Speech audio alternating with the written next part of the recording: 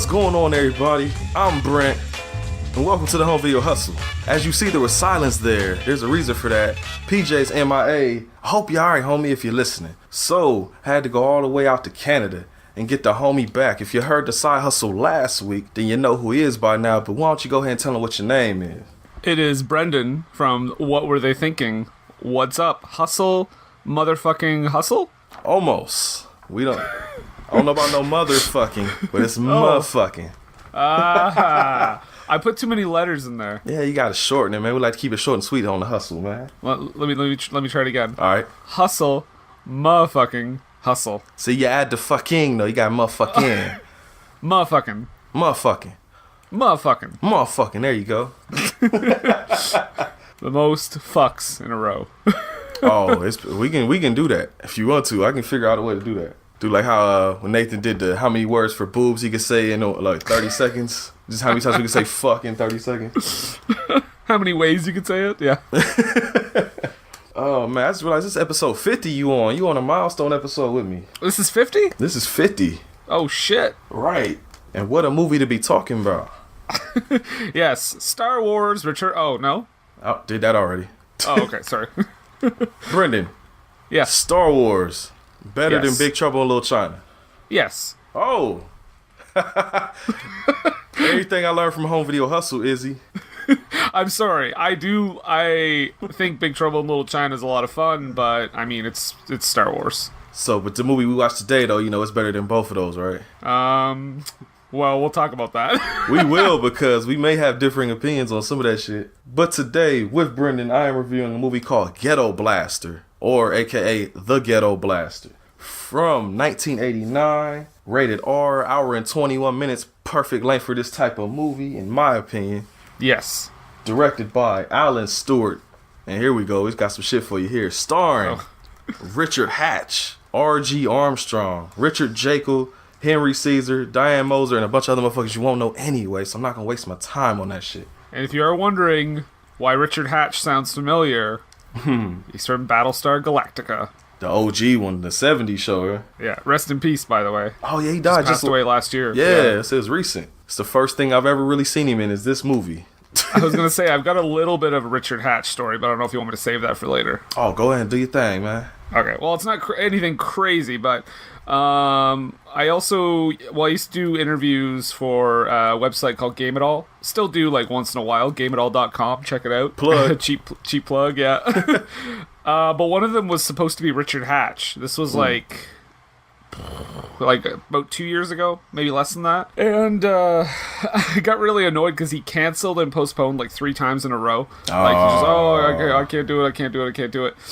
And I posted this, like, vague thing on Facebook that was like, you know, I don't usually vague book. I don't like when people do that. Vague book? I've never heard that term before. Well, you know, it's when people say, like, oh, I just wish my life was blah, blah, blah, blah, and they don't really say what it is because they're looking for someone to say, like, oh, what's wrong? Attention-seeking, fronting.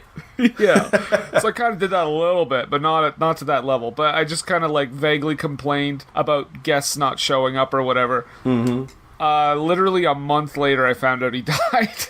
So shit. Like, oh, shit. Okay, well, maybe there was probably a solid reason for not showing up. Yeah, I must say, damn it, why didn't he come on our show? Oh. Yeah. Oh, okay. Okay. I'll accept that. Come and haunt your ass now. You have a spirit in the What Were They Thinking show. You fucking Richard Hatch. The ghost of Battlestar Galactica. It'd be, what the fuck would they call, like, sidelines? You just see sidelines in the corners of the room and shit. He's gonna, like, possess my dog or something. The dog start having, like, the little red beam going across the eyes and shit. Alright, for this movie, though, we watching Ghetto Blaster once again, and I gotta do this because I want everybody to tell me if this sounds familiar. You ready? Mm-hmm. Plot summary. When Travis, middle-aged, working-class man, returns home to visit his parents, he quickly learns that his hood is rife with criminal activity and gang warfare. Quickly, Travis finds himself thrust into a position to defend his family and neighbors from the punks who terrorize them on a daily basis. Good thing he has military training, enabling the man to become a one-man vigilante unit against the forces of evil in this town. What does that sound like, Brendan? Oh, you actually don't know? I'm drawing a blank. If you tell me, I'll probably be like, oh, okay. Well, I mean, we reviewed one of the movies on the show. I think it was like episode 10, a movie called Death Wish. Oh, yeah. Yes, for sure. Except for the whole, like, coming back to his old neighborhood thing. It's pretty much the same. I was thinking, I'm not sure. Maybe I need to watch it again. I thought Death Wish 3, man. Death Wish 3, he went back to New York because he was there in the first movie. So that one, he kind of did go back. And then his friend got killed. I think I've only seen the original one and the remake. Oh, shit. You missed all the good ones in between, then. Death Wish 3 is the best one. I don't care what nobody say. Does any one of them have time travel in it? Because if so, I'm in. I know, but Death Wish 3 has a bunch of other crazy shit, though. It has, like, Home Alone traps and... That also sounds familiar to this movie. Yeah, exactly. I was saying this movie is basically like rip off of Death Wish 3. In particular, that one. Well, when was Death Wish 3 released? Okay, I mean, I'm not going to look. I'm going to try and see how well I know this shit. Let me see. Death Wish, that was late 70s. I'm going to say 1985. 85? 85. Fact checking right now. Oh, shit. Oh, here we go. Are you nervous? A little bit, because I'm not sure. 1985! Oh, shit! Nice. That came from Brendan, so I didn't lie. He actually looked that shit up. Looked it up with my brand new phone case. Oh, what? shit. Live from New York. That's where Death Wish 3 even took place, I think. Well, I'm curious, man. You had never seen this movie before, right? I never even heard of it. Great. That's exactly what I wanted. Finally get a movie on the show with you. Since I got to come on your show and do a movie, I was like, let me fuck him up with a movie that I know he don't know. Mm-hmm. And I was like, going through YouTube, because every now and again you find those whole movies on YouTube that nobody gives a fuck about, so copyright is whatever. Well, it was funny, because when I was watching it on YouTube, in full, by the way, for free, if anyone's wondering. Hey. The suggested video for the next one was a movie called Karate Cops. I haven't seen it, but I saw that. I was looking at it. I skipped through it. I'm like, hold on. We might have to bring this up too one day. If it hadn't been 4:00 in the morning, I would have been really tempted to also watch Karate Cops. Well, all right. Well, I always ask PJ, so I will ask you, since you are the guest.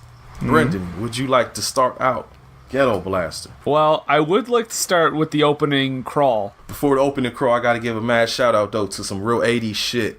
Okay. It had, I know you probably saw it. Had like the 80s grid with like the VHS floating around in the background. Oh, yeah. And it looks like the same VHS thing that's in our logo that we got. And it cracked me up. I'm like, I was like, oh yeah. I was just like, when I saw that, it was like you just sit down in the chair like, all right. Put the remote down immediately. The opening logo was literally 10 minutes long. It did. It was like it was floating in the air for a minute. Because I thought it was going to be like the opening title for the movie, but then it said like Prism Video. I was like, oh. And it fucked me up because there's a group of dudes on YouTube called Red Letter Media, and they do a show called Best of the Worst. And they took that opening and put it in their Best of the Worst openings. I was like, I've seen this before. And they come to find out they had actually talked about this movie on that show, and I completely forgot about it. Yeah, well, actually, that another video that got linked over at the end of this one was their channel. I watched a few of theirs. They talked about like Supergirl and stuff like that too. Yeah. I love those dudes. Yeah, so the opening, I guess it's not really a crawl. It's just kind of the text that shows up on the screen. Mm-hmm. Right away, I knew I was in for like an interesting experience. It starts off with, in the city of Los Angeles, there are more than 600 gangs organized into modern-day versions of medieval kingdoms. This is the story of these 20th century kingdoms with its tyrants, its traitors, and its brave men. You smash cut to late 80s boom bap hip hop, and I'm like, what the fuck is going on already? It's just like stock footage from around town of like the various gangs or whatever. Mm-hmm. Have you ever seen the movie Breaking? No. That's the soundtrack. It just reminded me so much of Breaking because it had that same. Because even though this is '89, you're not a big hip hop fan, right? I would say I'm not a fan. I'm just not really that familiar. Oh, okay. Boo sorry. This guy. Boo the fuck out of him. I'm sorry, PJ. I'm so sorry, PJ. But not because it's '89, but the hip hop song that's playing sounds more like something from like '84 or something. So it was weird as fuck. Like there's a rapper named Schoolie D, and it just sounds like an off-brand version of him. And so, like I said, from the opening logo thing, that title crawl you talked about, and the fucking music, like 3 strikes, I'm in this movie. Like I'm just smile with the biggest smile on my face watching this shit. Well, I will ask too, since you do know more about this than I do. Mm-hmm. Is any of the music like big? Like, are any of these songs like? No. Okay. I thought so because I was like, no. There's no way the budget was over like $100,000. I tried so hard to find information out about this movie to get budget and stuff. There ain't shit out there. This movie's not even listed on Richard Hatch's fucking Wikipedia page. It straight skips this movie. It's on IMDb, but it's not on Wikipedia. Like, do you want to keep mole men from Uranus on there? Yes, but take off Ghetto Blaster. Right, and I was thinking maybe it was under a different title. I put even the Ghetto Blaster. Nothing came up. That's crazy. And have you ever seen the VHS or the movie poster for this shit? Oh, yeah, it looks terrible. It's not even him. It's just like some random muscle guy with a shotgun. Oh, it's not him on the cover? Oh, hold on, which one? Because he's on the VHS cover, but the actual movie poster has just some generic looking dude. Oh, I'm talking about the one, there's one where it's clearly like, they cut out pictures of some of the gang members. Uh-huh. It looks like they're just like pasted in with like the most, like the oldest version of Photoshop, and he's standing there with a baseball bat, but he's not holding it properly. Yeah, it looks weird. It looked like it was like put together in 10 seconds. There was something else I saw too that caught my attention. Yes. Oh, well, how does this movie open, Brent? Oh shit, I done completely. I'm starting talking about the damn VHS box art and shit. Oh, okay. No, it's not, because this other VHS box art right here, another one that doesn't have him on the front. What the fuck? Maybe they made it before, like, they hired him. Who the fuck knows, man? I was laughed though because it says the Ghetto Blaster takes over where the Exterminator left off. Are you familiar with the Exterminator at all? No. Oh fuck! It's another movie just like this one, like a vigilante movie, but it's a guy that goes around in like a flame retardant suit with a flamethrower and just roasts people alive. And there's two of those movies, and the second one has fucking Mario Van Peebles as the bad guy, like this big gang leader. And it's funny as hell, man. Wait, the Exterminator is the good guy? Yeah, the guy with the flamethrower burning people is the good guy. Is he just burning randoms? And random ass gang members. It starts. Okay. I'm thinking of the sequel. It starts out like before the credits come on. It's just like these gang members doing gang shit, and it just shows him walk toward the camera and like shoot flames into the camera, and like Exterminator 2 pops up into the screen. And again, it was like one of those moments where I put the remote down and I watched this shit. I'm gonna have to check out this franchise now. Oh, it's gonna be on the show because I'm like, when I saw that, I forgot all about that movie, and I have them upstairs too. So they will get broke out. You need to start a company that like puts all these movies on Blu-ray. It's Shout Factory already beat me to it. Oh, because they're the ones that put it out, I think. Well, they own all the Mystery Science Theater stuff, right? Yes, sir. And if you're listening to Shout Factory, put Ghetto Blaster out on fucking Blu-ray. I want a feature-length commentary with Richard Hatch. Wait. Find something. Wait, that's not gonna work. Reanimator that shit. Bring him back. I need to hear about this movie, man. Oh, I thought you meant you wanted Jeffrey Combs on the commentary for no reason. Fuck it. Why not? Just talk shit. I wasn't in this movie. Apparently this is someone getting shot. Well, speaking of getting shot, segues back into the movie again. Oh, shit. I think it's they just like the boom bap hip hop going on. There's like a montage of just, I guess, people walking and chilling around the street. You see the little black gang member dudes, you see the Latino gang member dudes, and right off the bat, since it's called Ghetto Blaster, I was like, oh, it's gonna be a bunch of black gang members getting murked by Richard Hatch. But no, that does not happen. Because I think, the black dudes, they do a drive-by on the Latino gang members, right? Yeah. And it's like violent as fuck for a low-budget movie. I thought it was just gonna be like they might twitch and they'll fall down, but they got fucking squibs popping hard in this movie, and I loved it. And one of the victims was a small child. That's right. It was like dude standing there on the corner doing whatever, and a mom and her daughter walking up, and the daughter gets lit the fuck up, and I cracked up I watched this at work, and I laughed so fucking hard because I was like, I fucking knew that was gonna happen. See, I thought maybe it was coming. I just didn't expect it to be that bloody and violent. Man, they squibbed that little girl the fuck up. She had like pop, pop, pop, pop, pop. Like just, I was like, God damn. I was like, they went for realism on that one, didn't they? This movie cold opened with a child murder. The first thing that really happens in the movie, little girl gets lit the fuck up. Like, at least, they had to lick at least 10 shots on her, bro. Like, she got twisted. I'm so glad it's me and you, because PJ might not be laughing so much, right? Yeah, I feel like he doesn't share our sentiments on child murder in movies. Love you, PJ. Hey, what's up, homie? Yeah, like, well, that means this movie has something in common with Face Off, because that's how that movie opens too. Is that how Face Off opens? I thought it opened up with Nicolas Cage like in a fucking pastor outfit or something crazy. Oh well, no, sorry, doesn't open, but like the cold open, like before the title comes up, because it shows like John Travolta with his kid at the merry-go-round. Oh yeah, and then that's Nick Cage just like shoots him in the back or something. So I forgot about that. That's another movie I need to watch one day, man. Or watch on the show, because I don't think PJ's ever seen it. I thought you said you didn't watch it. I was like, what? Oh, that shit's upstairs, bro. It's John Woo. I had to get that one. But yeah, child murder opens the movie. Great start. Again, that's 4 for me right there. That's strike 4 for I'm gonna like this movie. Can I ask you a question of when this movie started? What's going on? So shortly after this, they introduced like Richard Hatch, right, as Travis.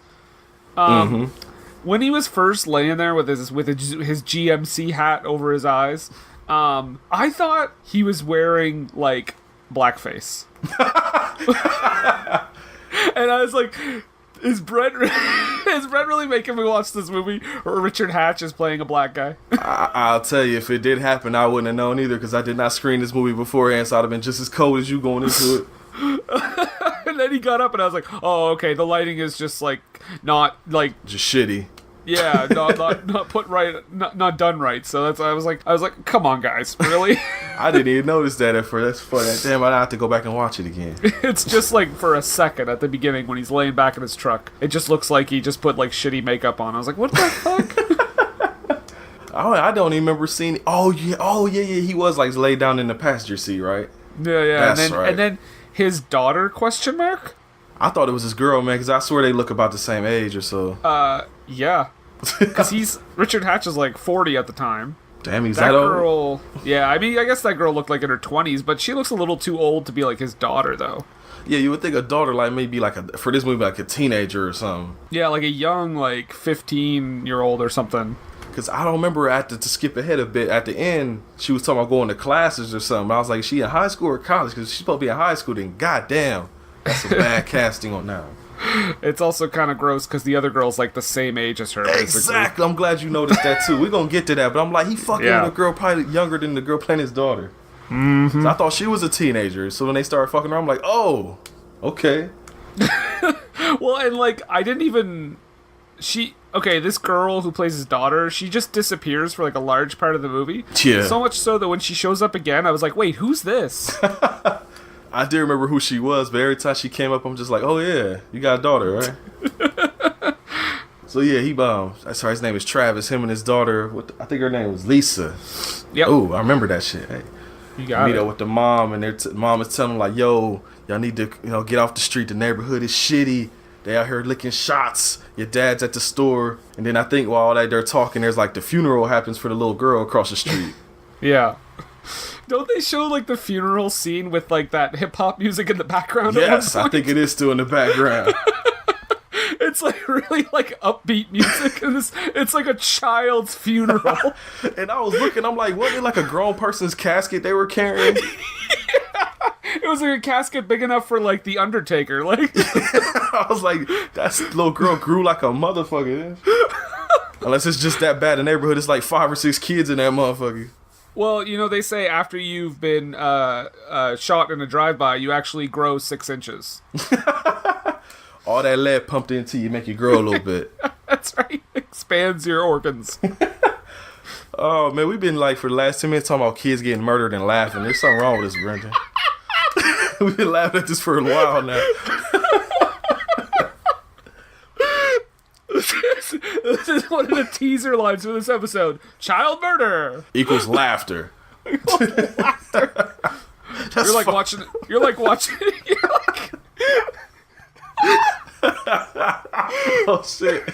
You're like watching the Hunger Games. You're like, there's enough blood in this shit. Oh man, is there child murder in the Hunger Games too? Yep. Oh, I might watch it then. Oh my god, how many people have turned this off? Brent's favorite movie, Battle Royale. I need to see that. I haven't seen that movie all the way through. Well, if you like child murder, son. Add it to the Netflix queue. That's a whole like genre. Child Murder Month. Here on the home video hustle. Get no download month. PJ Sit Out Month. So PJ be like, I'll leave for like 2 weeks, and what the fuck happened? Talking about kids getting murdered on me.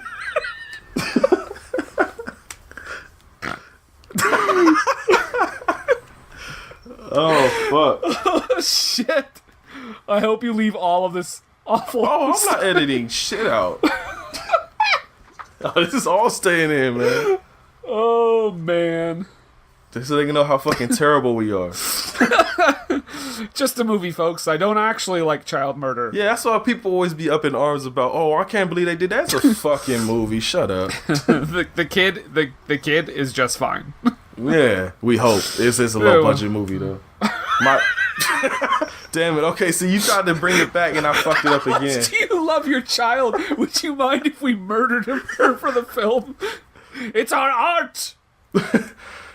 You couldn't afford that abortion. We'll help you out now. Oh my god! God damn it.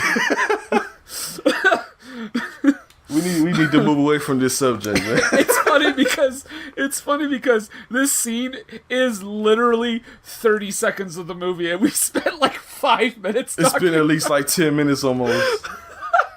I'm leaving all the laughs in too. This is all in. Okay. But let's get off of child murder and let's get back to more drive-bys. But instead, this time, it's the Latino gang members drive-by on the black gang members. And they pretty much take them out this fucking movie because they never come back. Right? I thought the movie was going to be like Richard Hatch caught between like the two warring gangs or something. Exactly. I thought the same exact thing, But they basically kill every black gang member. in where are they supposed to be? L.A.? L.A., yeah. Yeah, yeah, because that's feasible, right? Just kill Just like the five black people in this movie get murdered in the first, 10 minutes? The 5 black people that live in Los Angeles. Let's see. Normally I'd be upset about this type of stuff in movies, but this movie I fucking love it though, so I don't care. It's so ridiculous. Spoiler alert for your rating. How much we've laughed that they've heard, they should already know it's coming. Like, they know me by now. It's 50 damn episodes in.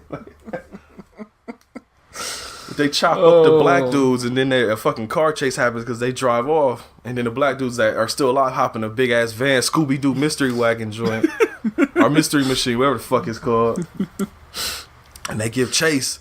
But eventually, Latino gamers get ahead of them. They think, oh wait, they just got the car and start shooting at the fucking car. I think it flips over, doesn't it? Yeah, something ridiculous. Like they shoot it with like a pistol, and like it flips over. Yeah, I think they like shot into the front window. I think Mark the driver, and then some dude got out the back. And then the lead Latino gang member, I don't know what his name was, but I just kept calling him Edward James almost, because he kind of looked like him, but not really. I think his name Jesus? Jesus, goddamn. How'd I forget that? Well, I wrote down Jesus, and then I was like, I don't remember that being his name. Jesus murked all the black people in L.A. Goddamn, man. Oh my god. We're fucked. Didn't think we'd get any lower than what we talked about earlier, but that's pretty damn close. Welcome to the home video hustle. Nothing is off limits. Like, exactly. But yeah, he goes over there, and I think the black dude looks up and he's like, "Help me" or something. Yeah, which like what? He just chased you guys. You just chased him and tried to kill them. I don't think he's gonna help you. Yeah, he just killed all your peoples. Went through all the trouble to like chase you down and fuck your van up. But the funny thing, his boys behind him was like, leave him there. He's dead. He fuck him. And I guess since he's the leader, he gotta go up and be show off. So they show it from far off, but he shoots him in the head. Now, I could have swore the way this movie is, I guess they probably didn't have the budget for it. I thought they were gonna show him just like get his fucking head blown off.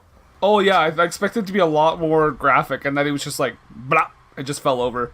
I was just glad it didn't do like a cutaway. It actually showed him shooting and he fell over, but I thought it was just gonna cut to everybody's like reaction or something. I was gonna be mad. It would have been great if his head just exploded. Like Scanners or something. I'd have loved that shit. That'd have been a 10 out of 10 movie. Judging by how the rest of this movie goes, I wouldn't have been surprised if he shot him in the head and his body just like burst into flames. The fucking legs blow off and shit. So they've killed all the black people in Los Angeles. Yeah, black people are done. Well, there's one left, and we'll talk about him. Yeah. All of LA, there's one left. And Richard Hatch goes home and he has a talk with his mom, I guess, about the neighborhood again. Like, they have multiple talks about this fucking neighborhood. Oh my god. They say this is not the same neighborhood that you're used to like a million times in this movie. Pretty much every time his mom, that's always the same conversation. She even says it when he leaves the room. He leaves the room and she's like, No, it's not, Travis. No, it's not. To no one in particular. No one is in the room with her. Yeah.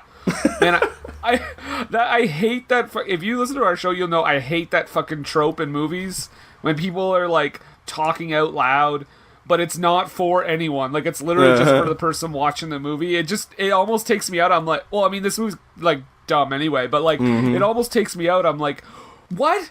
No one talks like that. Or like, at least have an animal or something you're talking to or something. Shit. Something. Yeah. But this is one of the first quotes I had to write down outside of the opening crawl, though, because after they talk, your man goes outside to get in his car, and there's the two Latino gang members sitting on the hood, and he says somehow, hey, because he says all these little comebacks all the time. He's like joking around all the time and shit, and he says something, I don't remember what, but the gang member just says, blow it out your ass, maricon. And I cracked up again at work when he said that shit. They said Maricon like 4 times in a row too. In that one scene, like that's all they knew how to say. They're like, oh shit, Maricon. Travis also drops a hard R here. Oh, he did. That's right. That fucked me up when he said that, because I was like, ooh, that's 89 for damn sure right there. Yeah. Should I say what word it is? I mean, sure. He calls them retarded. Yeah, although he uses the abbreviated version. Oh, he says retards, that's right. Yeah. See, I didn't say it, the movie said it. I'm just letting y'all know what the fuck we're talking about. Because work could be anything, you know. We can quote it. I won't quote certain words, obviously, but we can quote that word. Shit, should we even be quoting Medicon? What does that mean? I don't know. To Urban Dictionary. Wait, let me look it up. Medicon. Oh, you know what? It's Spanish for child murder. What? Oh, shit. Well, that should be the name of the movie then. Shit. It is not. Oh, Medicone in English. Oh, yeah. No, we probably shouldn't be saying that. Oh, shit. I just saw it, too. Hey, look. Knowledge is power, and we didn't know what the fuck that meant until just now. I'm not going to tell y'all what it means. No, you can look it up if you want, but we did not know that it meant that. So 1,000,000%. I thought it meant something else. I thought it meant like, in a way, a manner of speaking. I thought it meant bitch, but I mean, in a manner of way, it may still mean that, but not in the way we thought it did. So yeah, moving on past that shit. After this, I just got a note. It just says Travis strolling through the hood, just looking at all the shenanigans going on. Oh yeah, he sees that one homeless guy. Oh, there's 2 black people still alive. Oh, there's that homeless guy. That he looks very quickly off to the side, and there's a homeless guy with like a bottle of something, and then he just kind of keeps walking. And that was shit! It. I completely missed that one, and I didn't even see that. Well, there's 2 of us then. Hey, there you go. One of them doesn't have any lines though. Probably for the best, because the one that does have lines coming up is not that great at them. A regular Meryl Streep. He says a line, I'll wait until we get to it, but there's a line he says, I legit, like, almost tears came out my eye because of how he delivered that shit. It was the best. It might be, we might be thinking of the same thing, I'm not sure. Oh, I'm pretty sure it have to be, because he has the dramatic, like, close-up when he says it, too.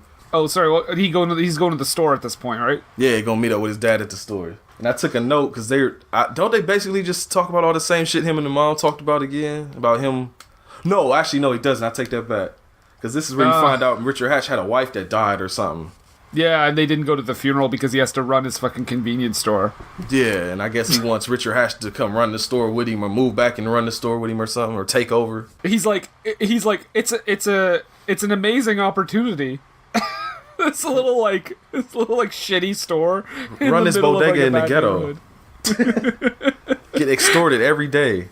Yeah, you'll love it. One day you're gonna be president, son. Oh, in this landscape here, he could be. Yeah, that's true. And I took a note too. The way that I said headroom, because the way the shot was framed. I don't know if it's because maybe it was widescreen and they panned and scanned it, but they had so much fucking room above their heads in the shot. Yeah. It's the cinematography was not on point. It won't be getting any awards, I'm sure. No Golden Globes for this one. Doesn't his dad do this weird thing too, where he gets cut off and he's like before Richard Hatch cuts him off, he sounds like he just says like gibberish. Oh no, I have to go back and look at that. I don't even remember that shit. He just like, I feel like the actor was like, the director was like, okay, you got to say something, he's gonna cut you off, so it doesn't matter what you say. So he was just like, Oh, I hope that's exactly what the fuck happened. It sounded like nonsense. Yeah, Richard. He doing the old man voice I be doing on the show and shit. I think he's been like an old samurai or something. Yeah. Oh, great! Now we're doing that.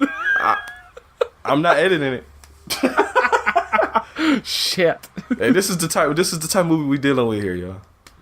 Oh, and the actor that played his dad, did you recognize him at all? No. There's two things I recognize him from right off the bat. The first thing is Predator. Right at the opening of Predator, the guy that Arnold Schwarzenegger talks to before he meets Carl Weathers, the old guy that's like the general or whatever, that's him. Now, the second thing is, you ever see the Friday the 13th TV show? No, I haven't. Oh, okay.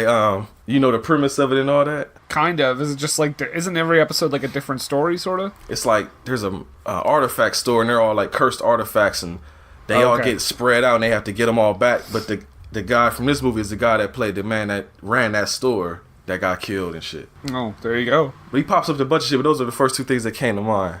Prolific. Exactly. Predator and Friday the 13th, the series, son. Shit, give that man a Golden Globe. All the awards. How hard did you laugh when you found out the name of the Latino gang? Oh, the Hammers? No, I'll say that I laughed even harder when they said, "You just got hammered." Yeah. I was like, oh, they got a catchphrase. It was like a bad 80s wrestling promo. Exactly. You just been hammered. Like, for real, Been hammered. And I think the name of their little town or whatever they called it, Hammerland, right? Yes, they did. And all I could think of, especially because it's LA, is I'm just like somewhere. I just wish there was a shot of MC Hammer doing the fucking like sideways typewriter dance up the street somewhere. I'd have fucking died, man. Oh, only if Greg the Hammer Valentine was with him. Oh shit, Greg the Hammer Valentine, MC Hammer dancing up the street. That would be a fucking 10+ movie. That would be a 10+, even if the rest of it was horrible. Exactly. Like, that's all I need. We got child murder in the beginning. We got drive-bys, and we got MC Hammer and fucking Greg Valentine dancing. Come on, son. The trifecta is strong here. It's like 3 requirements for movies. That's all you need to get a 10+ on Home Video Hustle. Directors, writers, that's all you need. Guys, MC Hammer and Greg the Hammer Valentine are still alive. They can do it. They probably would do it too. Happen. Oh, Greg Valentine did a fucking backyard show a few years ago. I think I saw a video of that. Was it on Botchamania? Probably. You can put a note in your description. If you would like to skip the child murder section, go to 1517 of the podcast. I said just don't even listen, because apparently it's gonna keep coming up. It's permeating this whole episode. This 1 20-second. This happens almost every movie, because you listen to the show, you know what happens. Like with Big Trouble in Little China, there was one line in that 10-second clip that me and PJ laughed at that whole movie and kept bringing up the whole review. Like, it's always one thing. And in this case, it's a fucking little girl getting lit the fuck up in the first 10 minutes. Which is the smallest part of this movie. The shortest part. And I don't mean small as in the person that gets murdered is small. Just that it's a very small part of the movie. But what happens, where are we here? So he's in the store, he's leaving the store. Oh, he runs into Girlie, I think her name was Gina. Walking who's up the like street. His daughter's age. Man, she look like she can't be over like 21. She had to be about that or younger. Yeah. She's quite young. And she's walking across the street with a bunch of groceries, and some car just comes whipping around the corner real hard and knocks her over. He's all gentlemanly, picking up her groceries for her. And you find out they start talking, he hitting on her, and you see all the little Latino gang members behind, and I think she says, like, was it one of them was her brother, right? Yeah, I didn't catch his name. It was like Catan or something. I never called his name. I just kept writing brother in the notes. Yeah. Gina's brother. And she basically like giving them a rundown like on some Sports Center shit. She's like, oh, this is this person, and this is his stats, and this is his person, he's the leader, and this is my brother, and that, like, all that shit. Like giving you all the introductions to everybody. He has 12 assists and 3 goals. Yeah. I laughed at this because they make her come over there. And then he walks away, and then he just smash cut to the brother and Gina arguing. And I wrote another quote down, and it says, "Why are you talking to this snow bunny?" Does he say snow bunny? He says snow bunny. That's what made me crack up. You're talking about the part where they're like talking to, like Gina and her brother are talking alone, right? Yeah, in their bedroom or something at the house. Yeah. Did you get the sense that they were more than just brother and sister? I'm telling you, if I wasn't paying enough attention, I'd have thought they was fucking. Like, right? They had weird chemistry. Yeah, he was like all up on her like it was his girl and shit. Like, It's almost like, I wonder if they cast the two people and they were actually, like, dating in real life. right, they started talking on the set or something, because, yeah, it was like, like, watching it, like, that's your We brother? should bring this into the movie. Like, look, nobody's gonna watch this shit. We can do whatever the fuck we want. Hey, Mr. Director, would it make sense if we were also, like, lovers? Sure, I don't care, whatever. Sure, do it. We just need to get this out by Tuesday. You can do whatever we want as long as we get the little girl squib shot. That's all we need in the movie. We're saving the best for last. Oh, we put it at the beginning? Fuck it. I think they shot it last, though. Pun intended. I was about to, damn it, you beat me to it. Oh, shit. What happens after this? Oh, I put store harassment, because Travis goes back to the store later that night to help his dad close. 2 gang members come in there, and they're trying to extort him for money, I think. Yeah, a rent for the king. Yeah, that's right. I think Travis, he comes around the corner and, like, runs them off pretty much. Yeah, I think this is where... Oh, hold on. Yeah, they said they want the rent money for Jesus. And, like, the dad, or the grandfather, I guess, is all like, oh, you know, I don't make enough because there's so much crime in this area. No one's coming to the store, so how am I supposed to pay you? And then, yeah, Travis breaks it up, and he's like, what the fuck? Grandpa's like, don't worry about it. It's fine.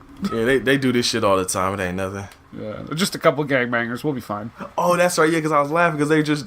because they come back. I don't remember if it was this first time or when they come back, but there's a point where they're just like standing there looking at jars of like jam or something or jelly, and they're just like smashing them on the ground and shit. They're like, sir, if you want peanut butter, it's over there. Yeah, he's being all cool and shit with them. I think it was the first time because they mop it up off the floor, and then he's like, oh, we got some beer in the back. Go set up my beer. And then while the old man or the dad is out there, they come back, and I think they like fight. One of them grabs him, and the other one just starts punching him in the stomach. Yeah. He's like, this is what happens when you mess with the hammer or something like that. And I think he hits him like probably 4 times in the stomach. And then the guy was like, all right, I'm going to go rob him. I'm going to hit this register. When he tries to register, the dad tries to break free. Guy at the register sees it, pulls out the gun and shoots the dad in this big, gigantic ass bullet hole. Like, it was... The fucking squibs in this movie were the best, man. They were just bloody as hell. He shoots him with a pistol, and it looks like he shot him with a bazooka. Look like Dirty Harry done shot him with like a 44 Magnum or something. Yeah. And then Travis gets like, I thought he gets hit with a gun, but at first I thought he got like slapjacked, like Stevie Ray style or something. He hit him in the back of the head when he pistol whipped him. Yeah, and then that's when he says your line that you really like. You just got hammered. Yeah, I think that comes up because I think Jesus says it at one point too. After they beat him up in the hallway. Well, we'll get to that though. Yeah, definitely more than once. That should have been the tagline on the fucking box. Instead of talking about the exterminator, it just said, you're going to get hammered or some shit. You could get hammered. But I think that may have multiple meanings, though. People are like, this movie's going to make me drunk? This movie's going to fuck me up the ass? What the hell are you talking about? Oh, shit. So what happens after that? Oh, Travis talks to the useless-ass detective at this point. Worst detective. The fucking worst, man. This is like... Ever. That's the thing, though. These type of movies always had these fucking cops that are fucking useless. Yeah, it's almost like they're trying to make some sort of statement. Almost. Cops in the ghetto don't give a damn about you. Damn, it's 2018 and that's still kind of relevant. Ain't that a bitch? I was gonna say the most non-controversial thing you've said this whole show. Ain't that? Hey, that's crazy, ain't it? Yeah. But I think the only real purpose of this scene is for him to talk to him, and you find out about Travis got like a military background, and he's like munitions specialist or some shit like that. Oh yeah, this is all like exposition. Because in case you wonder why later he starts fucking everybody up, it's like, oh, because he was an army guy. This detective is basically like, hey, I know your dad just got murdered in front of you, but maybe you should just move. Yeah, just get out there. Why don't you just leave the neighborhood? Like, motherfucker, like, like, okay. He said if I could leave, I would have been done that. Oh shit, there's a car coming. It's the director. Oh shit. You talking about Ghetto Blaster? Did you see that scene in the beginning where the girl got shot? We spent all our time and effort on that one scene. I got Google alerts on my phone for Ghetto Blaster. Somebody's finally talking about my movie. Oh. After this, introduced to the other black guy in the movie. Yeah, the other one that's still alive in Los Angeles. Travis is running the store now, and do you remember his name? Andrew Dobson. Oh shit, you got the whole name. I wrote it down. Oh, okay. Oh, what's the cat's name? There's a cat too. You got the cat's name? Mr. Twist. Oh, okay. See, Brendan, the professional out here, got full names for even the cats. I love cats. Oh, then you're gonna love this movie, I'm sure. But I guess he comes in there. I don't remember. Does he really say anything to him at all? He says like, "I have a charge," and I didn't know what does that mean. Like, I have an account? I guess he has a tab at the store, I guess. Okay. But then he says, like, "Can I have my charge?" And he says, "Yeah, you can have your charge as long as we're here." I was like, what are you talking about? Yeah, I've never heard nobody say it like that before. I've never even heard of a store doing that before, honestly. Especially not like a rinky-dink convenience store. Yeah, that already ain't making no money as it is. Right, we're going to give everyone tabs even though we make $12 a day. Right. Or shit, according to this movie, they make $0.25 a day because that's the only real customer you see come in there. Oh yeah, that kid that haggles. Yeah, got a 50-cent little whatever for 25. Yeah, also stuff that costs 50 cents. Ooh, remember those days? I do, man. Yeah, so this guy brings his cat into the store, which I thought was kind of weird. Have you ever done that before? No. Oh, okay. I don't travel with my cats unless I'm like bringing them during a move or something. So you're not one of the people that like leave the animal in the car and shit? Well, no, I brought a dog in the dog in the car. Like, if we've been in the car, I brought dogs in the car, but like I'm not like leaving them in the car for an extended period of time. That's been in the news. I've been seeing that more lately. People getting in trouble for leaving like dogs and shit in the car. Yeah, people that do that can fucking die. Hard stance from Brendan. Not controversial, I don't think. Nah, hell no. Fuck those people. I would literally... There's actually a thing here. I don't know if it's the same in the States, but like, if there's a dog, like if you see a dog, especially in the summer, it's like in the car and the windows are up, because people leave their fucking windows up too. Yeah, that's the thing, yeah. If you're concerned, you stand there and for like a half an hour no one comes, you're legally allowed to smash the windows to let that dog out. Yeah, that happened here in the news not too long ago. Somebody used a brick and broke the window. So yeah, that shit goes down here. Well, fucking don't leave your fucking dog. Okay, tangent. Oh, here we go. Come on, let's do it. So I work at the movie theater, and one time this woman comes out of the theater. It's a very quick tangent. She comes out of the theater. She's like going outside, and I figured she's going out to like smoke or something. But she comes over to us and she's like, "Hey, can I get back in if I go out this way, or if I go this way towards like where the mall is or whatever?" It's like, yeah, I'm pretty sure they didn't lock yet. And she's like, "Okay, good. I just want to go check on my dogs in the car." She was in a fucking movie. That's crazy. You know, I think I've seen that before though. Or you see, walk in a movie theater, walk through the thing, you see the fucking dogs or something in the car, but they leave the window down just enough for them to like stick their like nose or whatever out. Yeah, but like, I don't know. It's stupid. Like, you might as well just leave them at home. Like, at least they have more room to walk around. Yeah, like, why even bring them if you're just gonna leave them in the car? I never understood that shit. Or if there's someone home, tie them up outside and have someone look after them. Like, what the fuck? Something, man. Just like leaving them in a damn car. They do that with kids a lot nowadays, too. That's been in the news a lot, too. With, like, little kids in the car and shit. Yeah. Like, some chick went in there to get her nails or hair done or something, and the fucking kid, like, I think somebody broke the window there, too, and had to, like, resuscitate the kid or some crazy shit. And people wonder why dogs fucking bite people. Be mad as hell too, been in the fucking 90-degree weather for like an hour and shit. Oh, it's because pit bulls are automatically dangerous. Shut the fuck up. Oh, y'all deal with that in Canada too? There's a pit bull ban in Montreal. Oh shit. It was like, I don't know if it got overturned, but for a while they were saying like if you actually had a pit bull already, you would have to have it put down. Oh fuck. Yeah. They just killing them outright. Shit. Yeah, it was fucked because a pit bull attacked someone in Montreal and the government like lost its shit. And I was like, guys, it doesn't mean every pit bull is going to attack someone. Like, there are freak accidents with everything. Like in Fredericton. It's not something that happens all the time. But it'd be like if someone got shot here and then people will be like, oh shit, we need to like close down the streets and blah, blah, blah, blah. And it's like, no, it's not a common thing to happen. Like, settle down. You'll never have like a law in place that will stop something 100% of the time. It's like your fucking president wanted to build that wall. That ain't my motherfucking president. Fuck it. Well, your country's president. There you go. Wanted to build that fucking wall. It's like, do you think that's going to really accomplish its goal 100% of the time? No, of course not. People will find a way in. It's always going to happen. That shit ain't happening anyway. I don't care what nobody's safe. No, I believe Mexico is going to pay for it, though. That's what I'm led to believe. Right. That's what should the Latino gang in this movie should just send them over to DC. Be careful, you're going to be put on a list. Man, me and PJ probably been on a list so many goddamn times, bro. Like, you just moved up a couple notches. We getting up there, I think. Yeah. You're right below, like, I don't know, fucking Bernie Sanders or something. Yeah, I fucks with Bernie. He can come on the hustle if he wants to. There you go. That would be quite the guest. Could you imagine that shit? Just talking about, like, Ghetto Blaster? That, man. That would be the shit. I mean, if he was going to be the guest, I would be okay with anything. He could talk about, like, fucking Das Boot. I would watch that whole thing with him.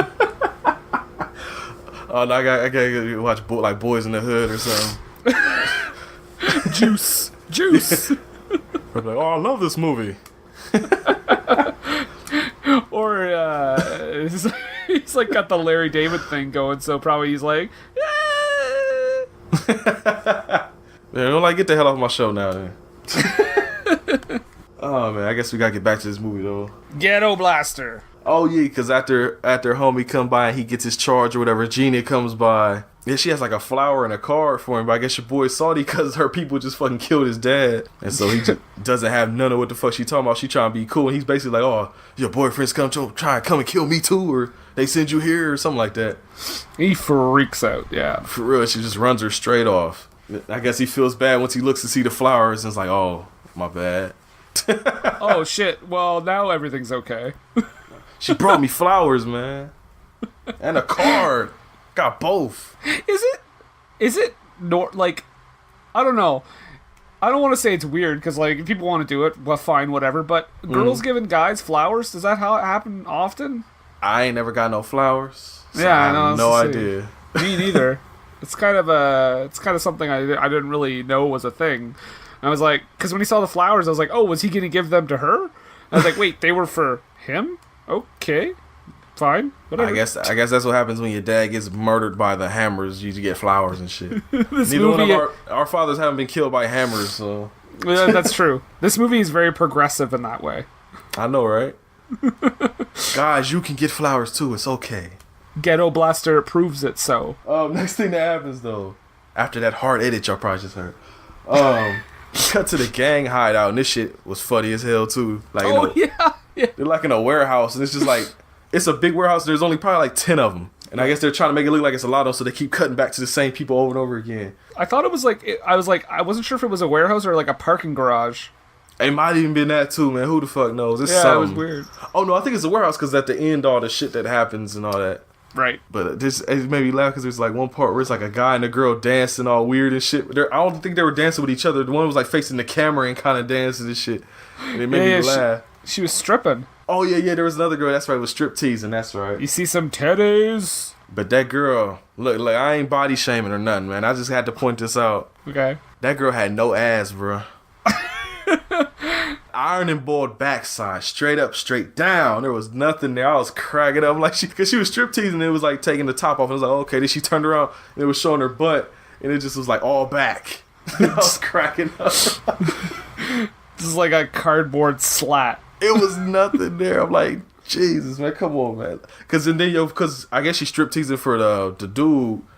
I guess what is he, like the second in command guy? Gina's I think brother? It was, the brother, yeah. And I guess he ends up passing on her after she gets stripped down naked. And so the dude that brought her to him, like, puts her over his shoulder. I was like, I'm about to go smash this. Fuck you. And she's just like into it. Yeah, she like blows him a kiss like off his shoulder on the way out and shit. And it's like the ugliest guy too. The ugliest gang member gets to fuck her. Exactly. She gonna get hammered. Oh shit! Up in that flat ass. I mean, she had nice tits.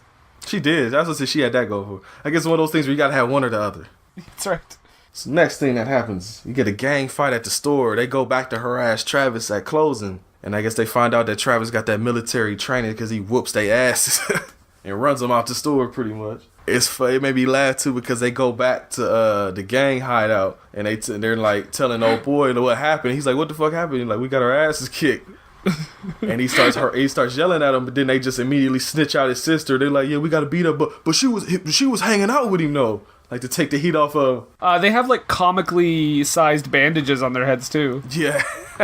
You think they got like full forehead gashes or something? Yeah, like out of like an Acme cartoon or something, like Warner Brothers cartoon. But after that happened, since they did the shit, since he beat him up and since he was fucking with Gina, they catch him in like an alley, and it was the weirdest shit because they're in the alley and they're like beating up on him. He's letting them do it. He's just like they would like roundhouse kick him, and he make like a smart comment, and then they roundhouse kick him, and they make a smart comment. Like they was just letting him get his ass beat. Until the black dude comes with like a shotgun or a rifle or something, puts it up to the dude, and like, "You motherfuckers don't move." And then after that, he tells the dude that was whooping his ass, Richard Hatch, is like, "All right, come on," and he starts beating the fuck out of him. Oh, just like I thought this scene was so weird. Like the choreography was really weird. Like the fight choreography. I was just like, why are they? Because they would stare at each other for like 15 seconds, and then you just like throw a kick.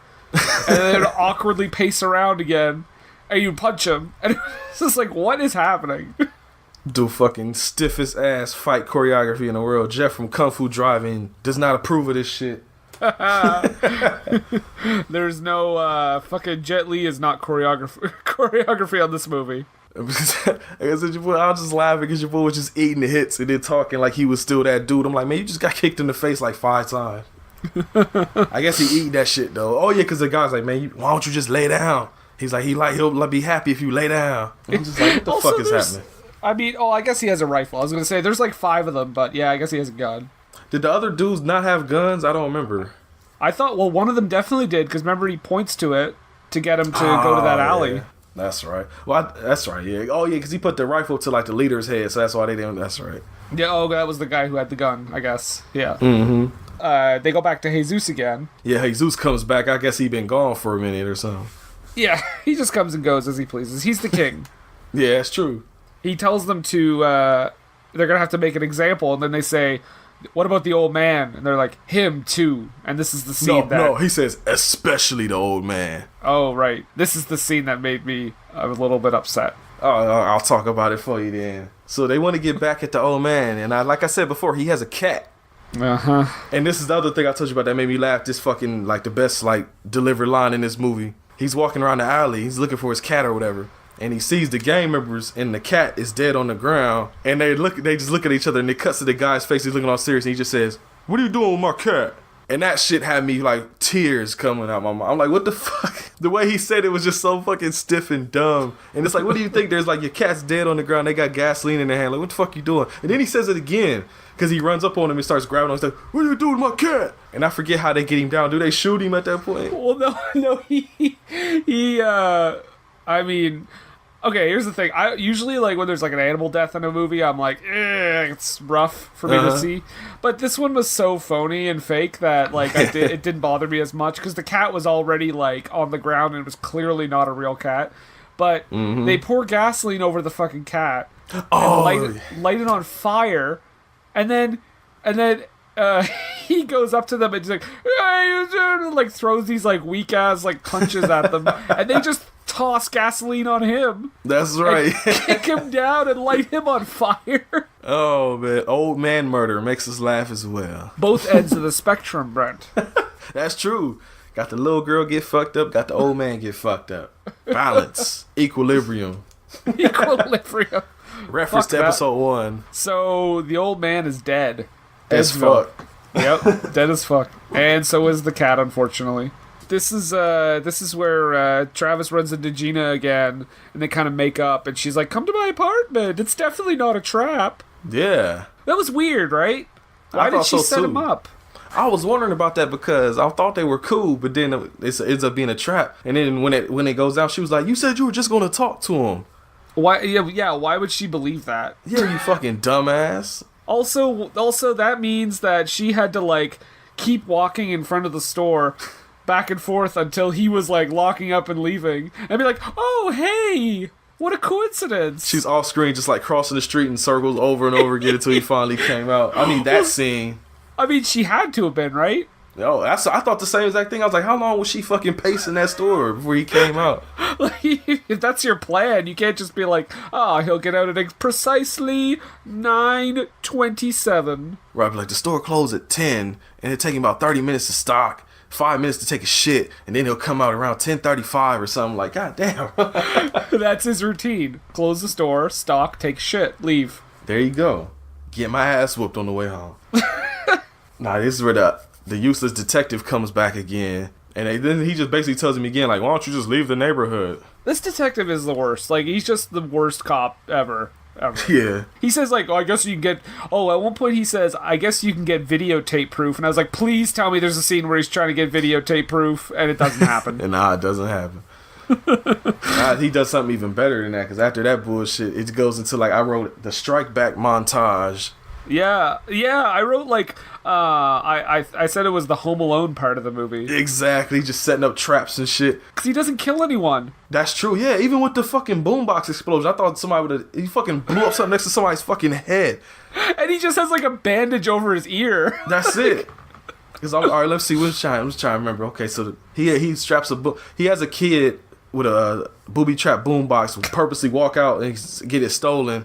And the guy puts it on his shoulder and is playing it. It blows up in his fucking face, and he just has a bandage on his ear. Right. He sets one of the gang members' cars on fire.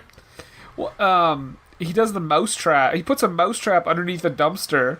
Did that mousetrap have razor blades on it too? It did, and I was like, was that supposed to be like a drug pickup point or something? That's what I was thinking, because he reached under a dumpster. Yeah, I was like, why is that guy reaching under a dumpster? I thought the same thing. Maybe it was like a pickup under there or something. And I was wondering about the razor blades, because of course the quality wasn't that great, so I couldn't tell exactly. I was like, I think it... But his fingers were still there. I thought they got cut off, but when he cut back to him again, he just has band-aids and shit wrapped around his fucking finger. That's how this movie explains everything. Like, literally a car explodes from the inside, and they're just like, they just have band-aids. Mousetrap, boombox, car. Was there anything else? I can't remember. Well, at one point he stops a guy from robbing some woman, taking her purse, and I thought, when he stops him, I thought he snapped the guy's neck, but then you go to the next shot and he just has a bandage on his head. Oh, I didn't even notice that, because I thought so, because he does snap people's neck in this movie. I thought he did too. I didn't even realize that till you just said that shit. Maybe he did, and it's just bad continuity. The boombox is obviously the best one, but I do also like the motorcycle where he ties the rope around it. Oh, yeah, that was goofy as hell. I forgot about that one. I just don't know how the fuck the dude on the bike didn't notice that shit, because it was wasn't it like a bright white rope? Yeah, like long. Oh my god. Fuck. Allergic to the movie. Oh, it's because of all the comments we made at the beginning. I know, right? All that allergic to all that child murder laughter. I thought you were just gonna say I was allergic to child murder. Uh-oh. That could be a good crime fighter. Like, he's just that's your spidey sense.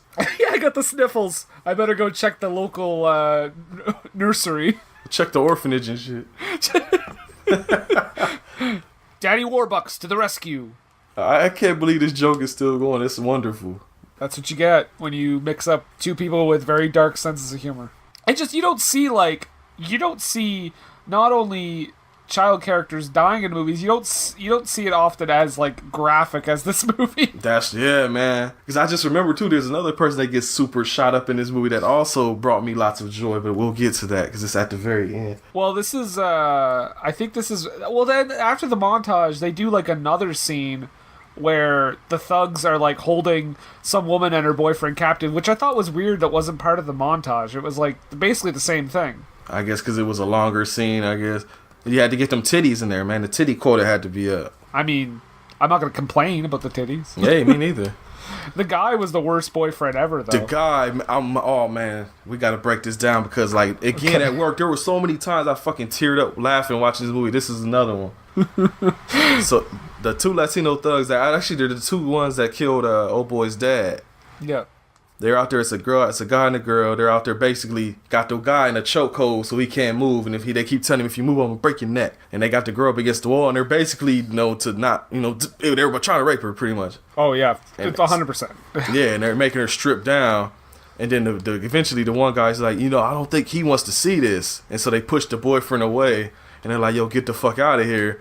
and he locks eyes with the girlfriend for a couple seconds. He's like, sorry. And he starts running. And man, I lost my shit at work when I saw that, man. Like, your boy just took off running, left his, because they cut back to her and she like says his name or something, like, for real though? Like, yeah, I feel like that relationship was not strong before that. Yeah, exactly. Because I thought it was just two random people, and but the way she says, like, the way she reacts is as if they were, like, together. Yeah. And he's just like, peace. He says, like, sorry, babe, or something like that, and runs off. But then they shoot him in the back, though, so I guess he gets what's coming to him. Yeah, he just... he is, like, definitely, like, the worst character dying in the most, like, pathetic way. And I think, one of them goes over to try and check on him, and Richard Hatch comes and snaps the one guy's neck or something. Yeah, I think it's, like, off-screen, though, isn't it? I think they show him snap his neck, but it's like, he, like, pulls him toward off-screen when he does it or something. Oh, I thought they cut away, and then you only know because her reaction. Oh, maybe that's what it was. I mean, I'm thinking he just snapped a couple necks, man. I'm thinking of something else. He snaps both their necks, basically. Oh, he does? Oh, he snaps the other dude's neck, too? Yeah, he definitely snaps the guy's neck that's, like, trying to rape the girl. That's the... I think that's actually what I'm thinking of, then. Yeah, the other guy just disappears. I'm pretty sure the other guy is a ghost. I think that's the twist. One of the gang members is a ghost. Ghost Blaster. That sounds like a porn parody of Ghostbusters. Ghost Nutbusters. That's the off-brand porn parody now. When something strange coming in your neighborhood. Who you gonna call? Ghost Nutbusters. I said Nutbusters. I ain't afraid no nut.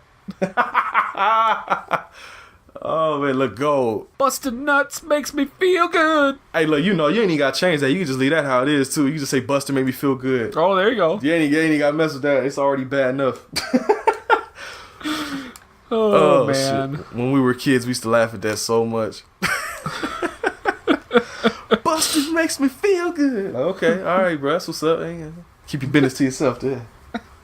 So I think at this point Travis like escapes into like Gina's window. Yeah, Gina sees him running. She's like, "Hey, come here," and he hops into her window. Yeah, which I was like, please don't have a sex scene, please. I was waiting for it. I'm like, they about to fuck. I know it, and then they didn't. I was shocked. I'm like, really? They don't even kiss. Nothing. Yeah, they just kind of get close faces close to each other, but they never fucking do anything. I wonder if Richard Hatch was like, no, she's like 23 years younger than me. I'm not gonna do anything. I'm not gonna have a sex scene with a 16-year-old. I like how you made Richard Hatch sound like John Laurinaitis. I'm not gonna have sex with a 16-year-old. See ya, bunk. Oh, another wrestling reference if you didn't get it. Watch more wrestling, damn it. Johnny Ace. Just go listen to Jim Cornette talk about him. That's even funnier. Yeah, apparently he really likes him. Oh, he loves that dude. Insider shit. That's for me and Brent and Nathan and the Wrestling Nerd Alliance. And Rob and Cliff. Yeah. After he escapes, he goes back home. And I think the next day he's talking with his daughter. And that's the scene. That is the scene where I was like, "Who the fuck is that?" I forgot who she was until this point. I was like, "Oh yeah, he has like a girlfriend." Wait, a girlfriend? Wait, that's his daughter? Oh, so you know what it could have been? Since they had that long ass casket for the girl in the beginning, it could have been like a flash forward, and she really grew up, and that's her right there. Wait, what? M. Night Shyamalan shit. She got that shit that Robin Williams had in Jack, where she grows quick, and she like, "You thought you killed me, motherfucker, but I'm back, son." But 6 months later, I'm a 25-year-old woman. There you go. Fuck. Rewriting the script as we go. Fuck it. Let's do the Ghetto Blaster remake. Oh, hey, I'm down. But we gotta have more than 5 black people in it. Hey, we have 6. Well, there are more black people in this movie. They just come during the fucking credits. We'll do the opposite. We'll have like the Latino gang only have 5 people. Yeah, that's how if they remake it, because that's how they always do remakes now too. They'll have it like instead like, oh, the first movie was Latino gang members. They would just flip it like, oh, now it's black gang members. But yeah, what the fuck are they talking about at the table? Oh, this at the table he's talking to the daughter, and they can get like a letter talking about a drug deal. That's right. Yeah, they get like a treasure map. Yeah. Because this is leading to the best scene of the movie, in my opinion. Yeah, it's definitely up there. That's the scene that made me. I was like, what the fuck is going on? Yeah, it blew my mind. So they get the treasure map, and it basically says, like, illustrates this big drug deal that's going to go on. By the way, this big drug deal is going to happen in broad daylight at a public park where that's full of people. Full of children and adults, like, in just everything.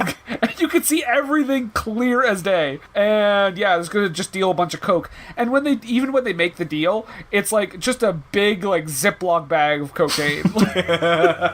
Like nothing is subtle about that at all. The worst drug dealers of all time. Yeah, but Brent, I have a question for you. What's good? How does Richard Hatch figure into this scene? Well, Brendan, Jesus is sitting on the bench after the drug deal goes down, and you see a clown walking around with balloons. And he walks up behind Jesus, and you find out that Richard Hatch is in disguise as a fucking clown. And he ties Jesus' hands to the bench, and he tells him, hey, these are filled with like some kind of mercury or something. If you pop these balloons are trying to escape, they'll blow up and you'll die. And then he takes his cocaine and just leaves. But before he leaves, this motherfucker juggles some bowling pins in front of him like an asshole. And like, why does he know how to juggle? Right. He was like a Vietnam War vet or whatever. I guess maybe that's why the clown outfit came. He's like, I can finally use my fucking clown outfit and my clown skills. Go undercover, Splinter Cell. But like clowns and shit. I want a sequel where he just starts like working as a clown. Clown Blaster.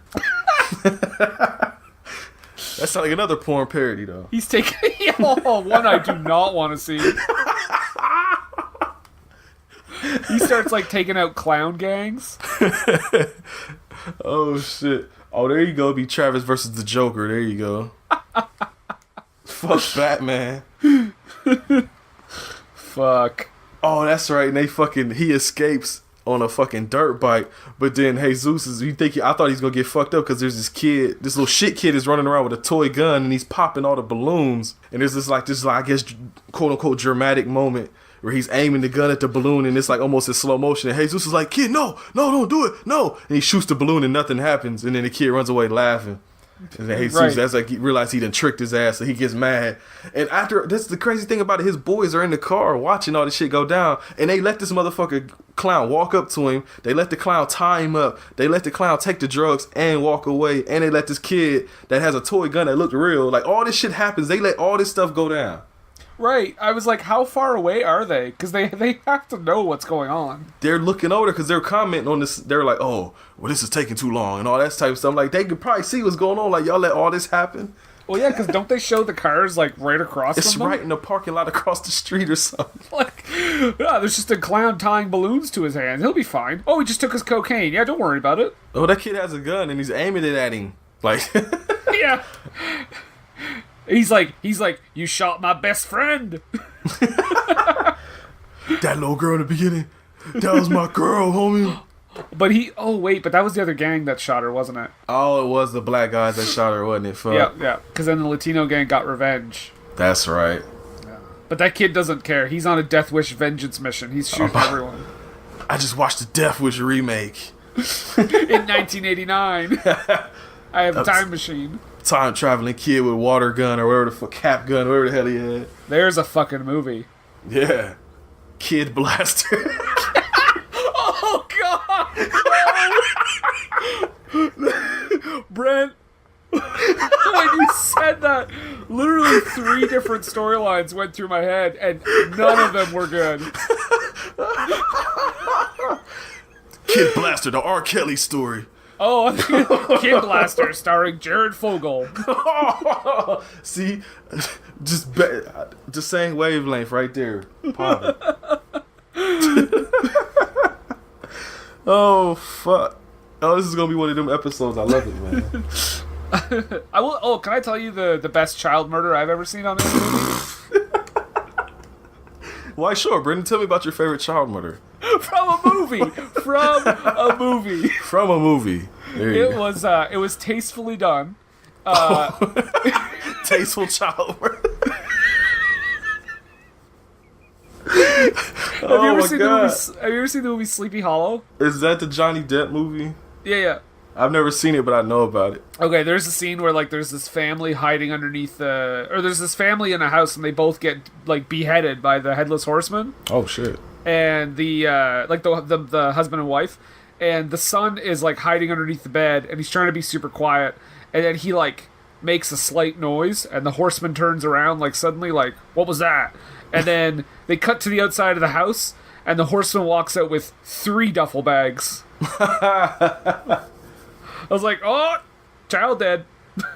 I tell you, you wanna know my favorite child murder in the movie is? That's not at all tastefully done, and it's very like, exploitive and the best. Yeah, and it's the actual whole climax of the movie. There's a trauma movie called Beware Children at Play, and now I know you find this shit humorous like I do. I'm gonna get you back for that movie one day, but to not spoil it too much for you, but it's dumb as fuck. It don't matter.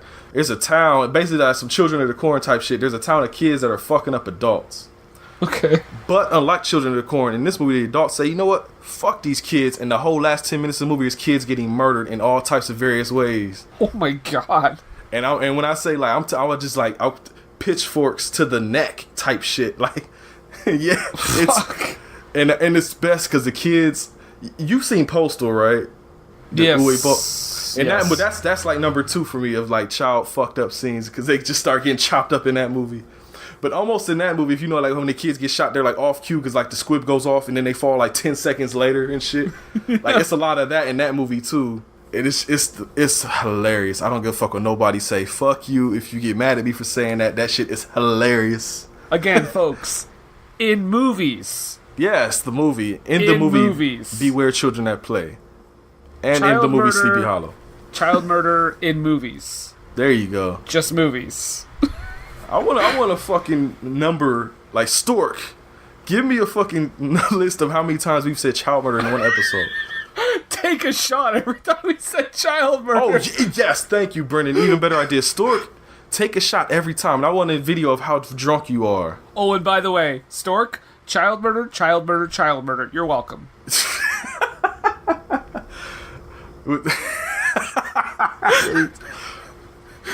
Oh, we should probably get off this topic, Brendan. We keep bringing it up. We just keep getting back to it. It's coming back, I know, but let's just take a break before we get back to it. That's the real episode. All right, so where are we? I got lost and we started talking about child murder again. I know that child murder was crazy, Stuart. But now, fuck. It throws you off. It does every time. There was a dirt bike chase. Your boy escaped on a dirt bike through the park. Right. And I lost my shit because he tried to escape and he immediately fell on his ass the first time. I was like, really, man? He also squirts one guy with his gun, which turns out to be a water gun. Yeah, he got his gun on the guy right in his face, and the guy's like, man, come on, please, bro, don't kill me. And he squirts the gun, and he's like, ha, ha, ha, ha. He does like a clown laugh and everything. Like, what the hell is your boy doing? He takes, like, it takes a lot for him to get motivated and just kill people. Like, they killed his father, and he's just like, I'm a clown. Yeah, he's sitting there like as a juggling and shooting them with water and shit. But he does dump their cocaine into the water. And then the way he's dumping it in, though, I'm watching it and I'm like, he's definitely getting high as fuck right now. Yeah, he's just like waving it in front of his face, like making a fucking like cloud in front of him. Yeah. Can you imagine if you drove by and just saw that? What the hell is that guy sprinkling cocaine? A guy in a clown costume is throwing coke into the river? It's time to move, honey. Oh, actually, before that, too, he gets caught because when his shoes come off and it's like has a tag for the store he bought it from. I didn't understand. How did they find his house that way, though? Fuck, I don't know. I thought about that, too, and I was like, the only thing I could think of was maybe he went to the store and he used a check or something. Well, or a card. I don't know. Well, I was like, when that happened, because they look at his like oversized, like his clown shoe. Yeah. It says the address to like the novelty store, and I'm like, does he live in a novelty store? I'm like, because I was like, his store is not a novelty store; it's a fucking corner store. So I'm like, I thought maybe his house was like a novelty store also. That's what's upstairs. That scene got edited out for the child murder scene to be prolonged. God damn it. Listen, Mr. Director, what's his name again? Alan something? Alan Stewart. And Mr. Stewart, we either gotta include this scene that's gonna make the movie make total sense, because otherwise how does he find the guy's family? We gotta keep that scene in. Unfortunately, we do have to cut the child murder. No, sorry. I don't care if it doesn't make sense. Put the child murder back in. And add more squibs to it. I want it to be juicier, damn it. Add more in post. CGI that shit. Can we... What's CGI? It's something I just invented. Trust me, it'll be huge. Oh, fuck. I thought about that, but I ain't got no answer for you on that one, man. Yeah, that was weird. I guessed that pretty much what you said. Like, that was my only guess. Is that they went to the store but they almost needed to have that scene, though. Yeah, I don't know why it wasn't there. Just like a quick 5 seconds or something. It would have been great, them just walking to a costume shop and the guy's like, hello, welcome. And they just fucking shoot him. Shoot a clown in the fucking head. Right in the nose. His fucking nose just explodes and shit with a squib on the nose. His leg blows off. Shoot him in the nose, his leg fly up in the air. It's a smart bullet. Yeah, how the fuck did that happen? It's Wanted. You curved that shit. Oh shit. This is a prequel to Wanted. Morgan Freeman was the leader of that black gang.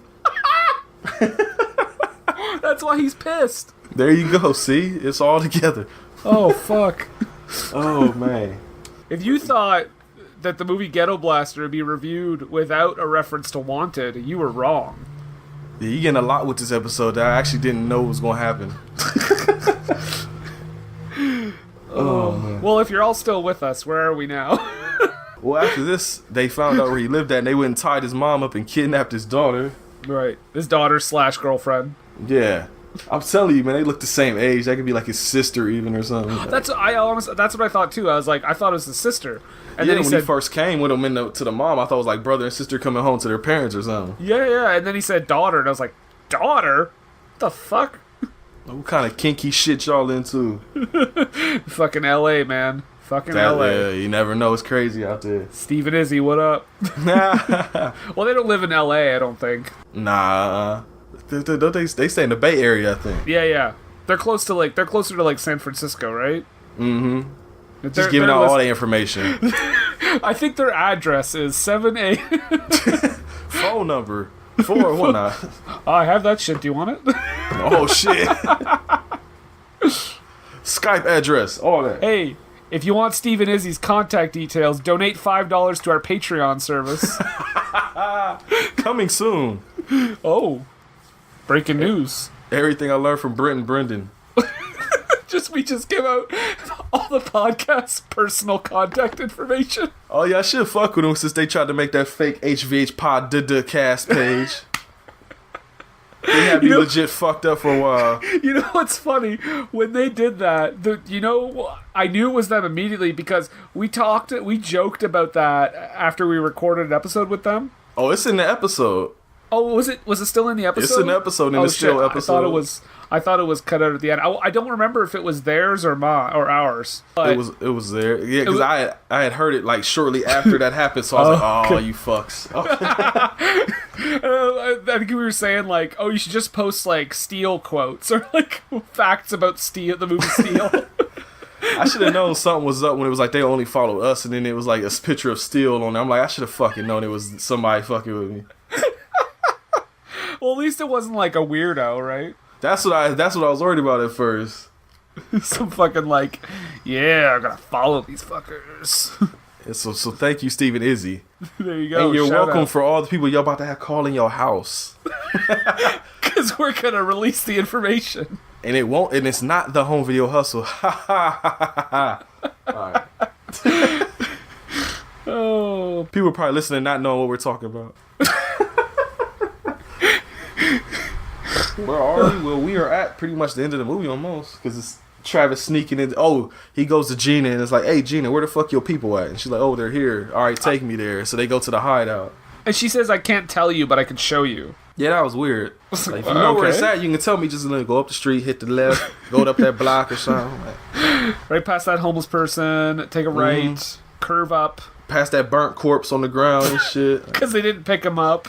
The little girl body over there, going past that. No, she's in the full-size casket. Oh, that's true. With the other 5 or 6 kids in there, I forgot. Remember the lead stretched her organs out. We've been over this. That's right.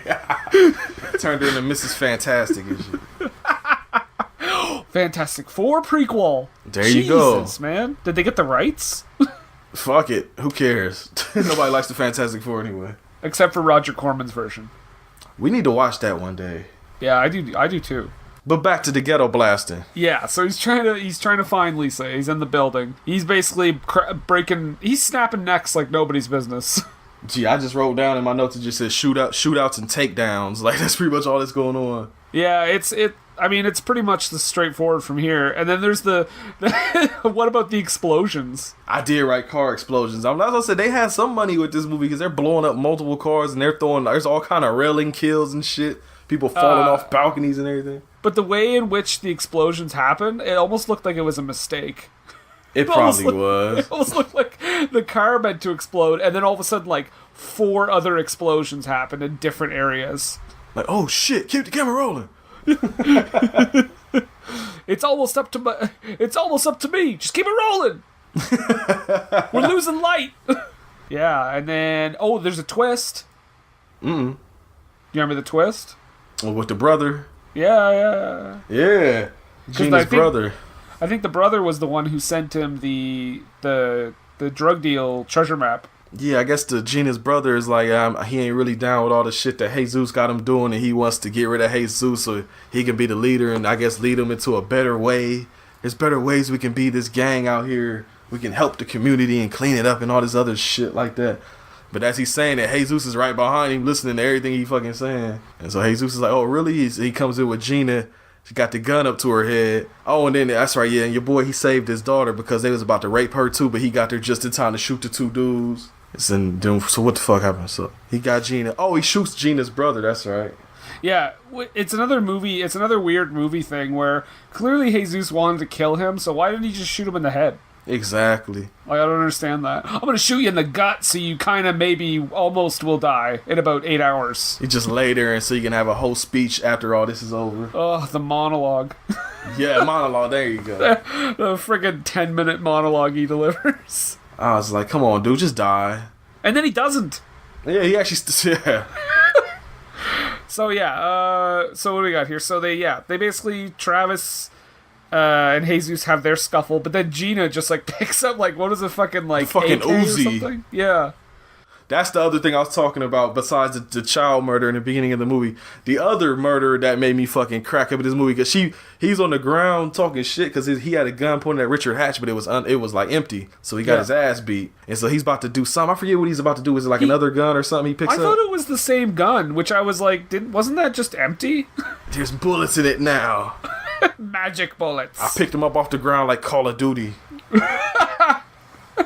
But no, she picks up this gigantic ass super Uzi and she sprays my dude with like the whole clip almost. And it's like a quick shot, but it's like just enough to where you see this motherfucker's chest just open up and explode. And I was at work like, yeah.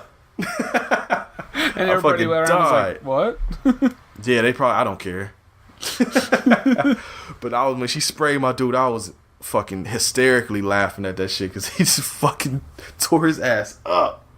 Yeah, it's a ridiculous death scene. It is, but it was the best though. I fucking like applaud that shit in the movie theater.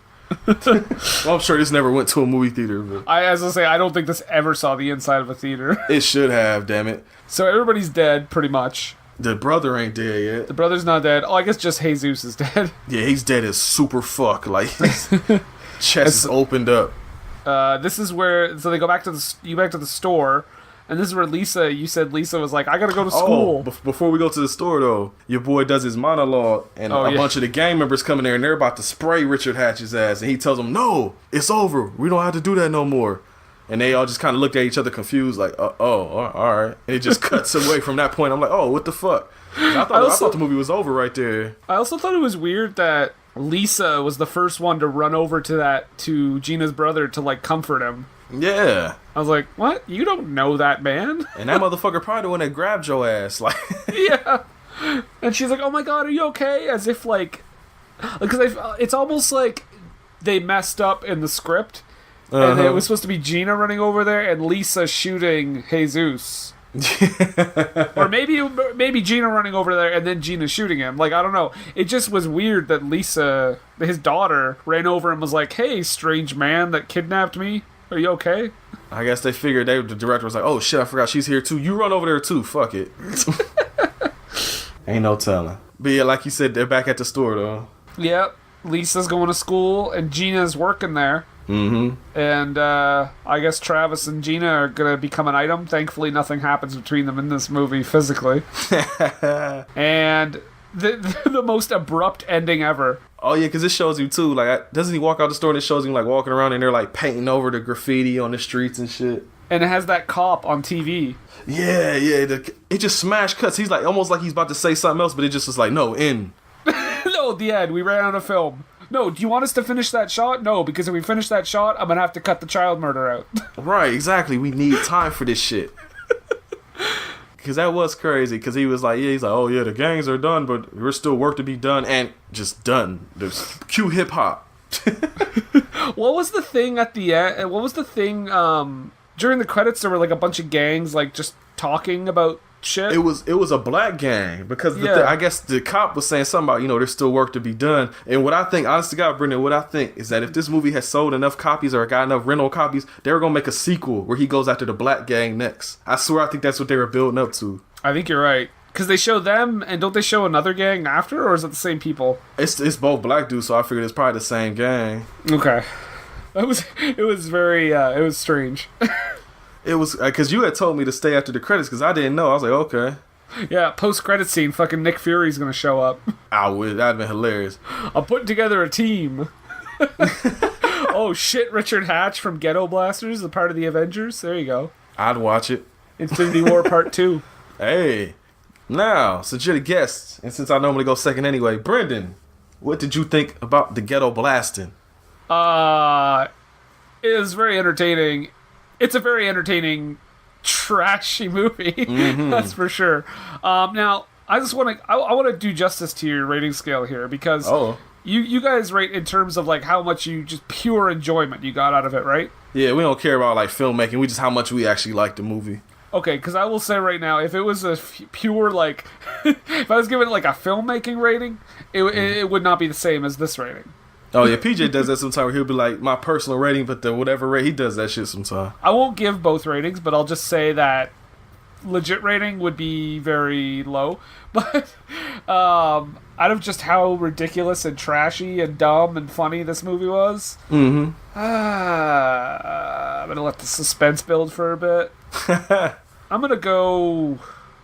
Can I go 0.5s at all? Is that allowed? We normally don't, but fuck it, you do whatever you want, man. Oh shit! I don't want to break precedent. Okay. You know what? I'd probably go like 9. Are you serious? Yeah, I think it's pretty fucking crazy. Shit. That clown thing really put it over the top. Okay, I honestly did not expect that at all. What'd you think? I thought you were gonna say like a 5 or a 6 or something like that. I mean, if we're just basing it on like how much I enjoyed how stupid it is, it's definitely up there. Oh, so I got some questions for you after the show. After I get my rating, we're gonna piss some people off then if you're ready. Okay. The 9, though, it's crazy because you know what, Brendan? What's that? I was gonna get this shit a 9 too. Damn. That's why I was shocked. I thought it was gonna be like a 9 and like a 5 or big gap or something, but that's crazy. No, man, I love terrible movies. Me too, man. This is like one of my favorite ones I've seen in a while. I need to.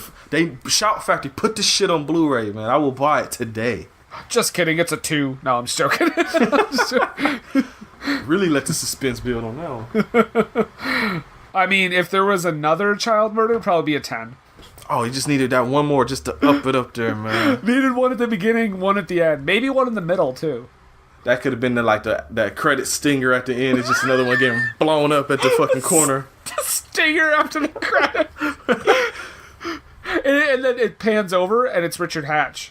What? Oh, it just pans up to him, and he like winks and smiles at the camera like, yeah, I know that's what y'all wanted. He's the one who shot the child. And then it just put their words just says Kid Blaster. Oh my god. It's a whole other movie after the credits. That's the sequel, Kid Blaster. Brendan, I got a question for you though. Yeah. You listen to the show, so you know how we do. Yeah. Gotta ask you this. Brendan, Ghetto Blaster. Okay. Better than Big Trouble in Little China. Okay, I'll put it like this. More entertaining. I haven't seen... Okay, can I just say I haven't seen Big Trouble in Little China in a long time. Oh. Like, I've seen it a few times, but the last time I watched it was like quite a while ago. Mm-hmm. But I'm on board with you a little bit. I don't know if it's my favorite John Carpenter movie, but it's up there for me. But again, it's like, you know, you see a movie and you remember like, oh, I think I really liked it, but it's been so long, right? Mm-hmm. So it's hard for me to answer that. Well, I'll say it. Damn right on my end. I had way more fun watching Ghetto Blaster than I did Big Trouble. Okay, I got you. Brendan. Yeah. Ghetto Blaster. Better than Tammy and the T-Rex. Yes. Okay. In terms of like enjoying how dumb it was. Mm-hmm. Yeah, it's close though, because Tammy and the T-Rex is very stupid and funny. But I think because Tammy and the T-Rex is trying to be a comedy, that puts it down a notch. Ah, that's true. Yeah. Okay, I got you. Ghetto Blaster. Better than Showgirls. Oh. Ooh, I don't know, man. That's a tight race. I said that might be a rough one. That Showgirls is pretty hilarious. Watch out for the monkey shit on the stage. Monkey Blaster. Oh no, that's a part in Showgirls. They're about to go on stage and this guy comes back and he's like, the monkeys just shit on the stage left. Watch out for Showgirls. I haven't seen it since I was like a teenager. And then she slips on the monkey shit. Is it on her face? No, she just like kind of stumbles. Damn. That would have been great. That is 10-10 movie right there. I mean, come on, I know it's been a while, but you must remember the pool sex scene from Showgirls. That's what I do remember from the one thing I do. I don't know if anything could top that. The seizure fucking. Yeah, that was amazing. Also, Nathan informed all of us when we did Showgirls that you could get an embolism from doing that, so... There you go. See, guys, you learn shit. Don't fuck in the pool. When he said that, I cracked up, so I'm like, really? Yeah, Steve and Izzy, we saved their lives, probably. I got one more for you. Okay. Ghetto Blaster. Better than the Garbage Pail Kids movie. Yes. Damn right. I had a feeling that was going to get it damn right. Damn right. Brent, Ghetto Blaster. Uh-oh. Better than Empire Strikes Back? More entertaining. Better? No. More entertaining? Yeah, actually. Wow. Ghetto Blaster. As y'all can tell, I've had way fun talking about this shit. Ghetto Blaster. Better than Demolition Man? That's rough. You know what? They're on par. Damn it, they're a tie. Oh, shit. That's high praise. Oh, yeah. Damn, it's really been how the fuck did we talk about this for 2 hours? Well, I 2 words. Do we want to get Stork further drunk? Hey, Stork. I can hear him now telling us to go fuck ourselves. Going in the chat and like misspelling words and shit. They shit talking about the Ghetto Blaster in the town, man. Sending us sausage gifts. That's nobody knows what the context by that, so I'm sure that plays well. We send each other sausage gifts a lot, guys. Stork has been like, shut up. I'm telling everybody my secrets. So who we done pissed off? We done pissed off Stork. We done pissed off Jazz because this is 2 hours. We done pissed off probably PJ because of the child murder. But then again, I don't know, because have you seen Hobo with a Shotgun? Yes. He laughs at that bus part, so he probably not be too mad. I mean, it's not like a movie where it's like a drama about a child being killed or something. It's like a ridiculous, like, squib infested shooting. Episode 50 is the last one. What a milestone. Right, that's the celebration of 50 episodes. We talk about kids getting gunned down in the first 10 minutes of Ghetto Blaster. Good thing you don't have, like, sponsored by ABC. That's probably why we have no sponsors. Because I'm sure they'd hear this and be like, oh, hell no. You maybe get, like, HBO or something. Hey, maybe. They'd be alright with it. We get Skinamax. There you go. I'm sure they're fucking with us. Get that fucking, that French channel up here in Quebec that airs porn at, like, 1 in the morning. Oh shit. Yeah, I don't know if it's around anymore, but it used to be one of those channels you get when you had like 4 or 5 channels on your TV and you were fucking moving the little antennas around. Oh yeah. Oh, yeah, we used to do that. Yeah, it was like, it was called Blue Nuit. It was like 12 or like 1 in the morning or something. You turn it on and it's just straight up like porn. Like hardcore, like not even softcore? No, like softcore. Oh, okay. I was about to say, damn. I mean, an easily accessible channel to anyone. That's true. That's how it was with Cinemax back in the day, man. I would wait till my mom went to sleep because we had cable down in the basement. I go down to the basement and be watching that shit. Hey, Showgirls is on again. And that's where I saw it at, honestly. Did you ever see the version where they got like the floating CGI bras? I never saw it, but I looked up the YouTube video and that shit was funny as hell. Was it hilarious? That shit was cracking me up, man. I was like, hell, and I can't believe somebody took the time to do that. She takes her bra off, and then another one just there. Yeah, and then cut back, and she's got her bra back on. I was like, who did this shit? Why even run it on TV? Exactly. That's not a movie probably for TV broadcast. Like, just leave it alone. Yeah, it's like Scarface on TV. Oh, man. That, man, have you ever watched that on TV? Fuck. Exactly. There's a whole feature on the Scarface DVD set where they play clips from the edited shit. It's funny as hell. Actually, I have that. I've seen it too. Like, how'd you get a scar like that? Eating pineapple? Like, what the fuck? You don't get a scar like that eating pineapple, man. Yeah, man, that shit is the best. Bad editing. We talked about this on the Side Hustle. Bad censorship is hilarious, man. Yep. Kiss my sandwich. Yeah, you don't get no censorship here. You get to hear all the crazy shit Home Video Hustle. Fucking hell. I'm not editing most of this. I'm leaving most of this shit in here. Yeah. And then we go back to our co-hosts and they're like, what the fuck is wrong with you? I'm waiting on Nathan to get the comment on Podbean just like, what the fuck is wrong with y'all? Oh, you done funked up. PJ already know. PJ probably wouldn't be surprised. They'd be like, yeah. This is, I don't know if Nathan's ever heard me like this. It's kind of unleashed. Hey, like Stone Cold Podcast. There you go. Bam, more wrestling references. Right here on Stone Cold Podcast. We're about to ride off into the sunset like he says at the end of his podcast. That's right. Brendan, thank you for coming on to the show, man. Thank you for having me. Shit was fun, man. I didn't think it'd be this fun talking about Ghetto Blaster. I didn't think we talked for over 2 hours. It's still bugging me out, man. We talked for longer than the movie's runtime. Exactly. The movie is 81 minutes, guys. Right, it's not even an hour and a half. Yeah. Shit's crazy. But that's alright, though, because now, like I said, I'm going to tweet Shout Factory. I'm not joking, Brendan. This needs to be on Blu-ray. Or at least DVD, damn it. Get it done. I'm going to message them right now after ending this call. So I'm going to have to let you go, because I got to holler at my contacts. Get some shit done. I got Tales from the Hood on Blu-ray. I'm taking credit for that, because I sent Shout Factory a message on Facebook, and a year later it came out on Blu-ray. I'm taking that credit, and I will take the credit for Ghetto Blaster. You heard it here first. But before we go, Brendan. Yes. As you say, plug your shit, man. Oh, okay. Well, you can check out our podcast, me and Nathan, What Were They Thinking? Where we talk about shitty movies, or questionable movies at least. You can find us on Podbean, iTunes, Google Play, Stitcher, Spotify. You know, all that shit. We have a YouTube channel too. On Twitter, you can follow us at WWTT Podcast. Same place for like Instagram. And we're on Facebook. Just search What Were They Thinking. We also have a Facebook group, What Were They Thinking Interactive, where you can talk shit and complain about how many times I said child murder on this podcast. I can't wait to hear about that shit. Oh boy. Yeah, that's it for me, I think. That's what's up. Prolific. That motherfuckers is everywhere. You can't not find them. They're Can't everywhere. Turn your head without seeing us. Like the squibs, there's a lot of them everywhere. Yes, and we're just as red. What? And of course, you listen to the show, it's 50 episodes in. I shouldn't have to tell you, but I will tell you like I do every week. You can follow us on Twitter at capital H, capital V, capital H, capital P, lowercase Rcast, and that is HVH Podcast if you can't spell.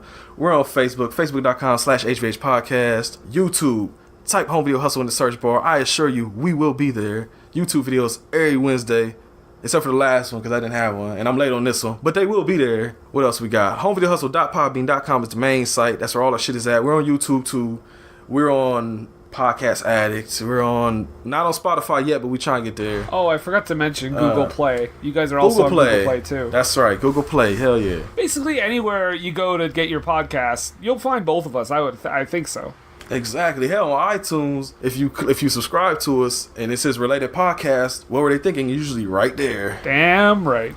It's usually the lineup. It really says Beside Geek, Soup Complex. What were they thinking? Wrestling Nerd Alliance, High Expected. All the fucking castaways are right there in the related search bar, pretty much. Hashtag castaways. Damn right. So go check them all out. Make sure you check out Beside Geek, because I want to know how drunk Stork is after he hears this shit. Oh, fuck. So until next time, let them know. I'm Brent. I'm Brendan.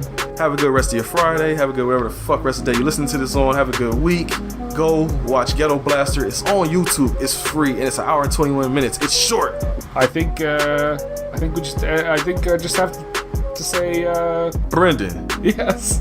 What were you thinking, man? Peace.